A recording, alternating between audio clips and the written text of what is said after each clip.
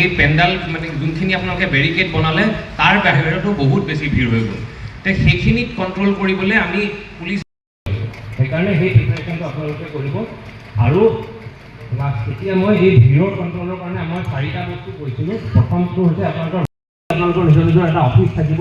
সেই অফিচটোত আপোনালোকে ৰছী বান্ধোন ৰেডি ৰাখিব লাগিব আৰু ভলণ্টিয়াৰসকলকো বুজাই দিব লাগিব যে ছাপ'জ অষ্টমীৰ দিনা ৰাতি বা নৱমীৰ দিনা ৰাতি যদি বহুত বেছি ভিৰ হৈ যায়, আমাৰ ভলণ্টিয়াৰে ৰছী লৈ এনে ৰছী ৰাখিব আপোনালোকে সকলোৱে।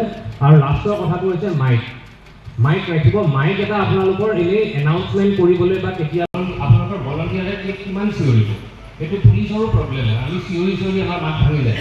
কিন্তু তেতিয়া মাইক ৰেডি কৰি থৈ দিব। গুৱাহাটীতে পায়, সহজতে পায়, বহুত বেছি দামীও নহয়। আপোনালোকে ইমিডিয়েটলি এই মানে আমি আমাৰ কামটো সহজ কৰিবলৈ আপোনালোকৰ পৰা এইখিনি সহায় বিচাৰিছোঁ, কাৰণ আমি সকলো জেগাতে যাব নোৱাৰোঁ।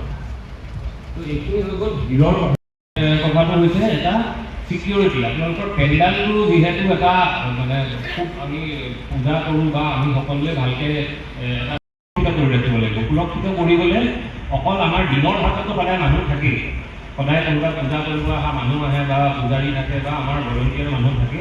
কিন্তু যিখিনি সময়ত কোনো নাথাকে, চবেই ভাগৰি পালে এটা সময়ত 11-12টাত চবেই ধৰা গাৰ্ড পাৰ্টি লাগিব, যোনে ৰাতি গাৰ্ড দিব মানে পেণ্ডালটোত। তো ৰাতি 12টাৰ পিছত বা ৰাতিপুৱা 4টা-5টা বজাতো যাতে সেই গাৰ্ডৰ মানুহকেইটা ক্লাছটোৰ গেটৰ পৰা ছাপ'জ 200 মিটাৰ দূৰত আপোনালোকৰ পূজাৰ পেণ্ডেলটো।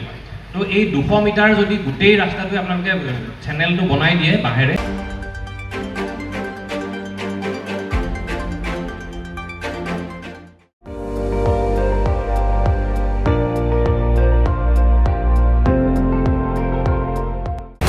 আপুনি চাই আছে ND24, সৰ্বশ্ৰেষ্ঠ নহয় সৰ্বোত্তমৰ দৌৰ।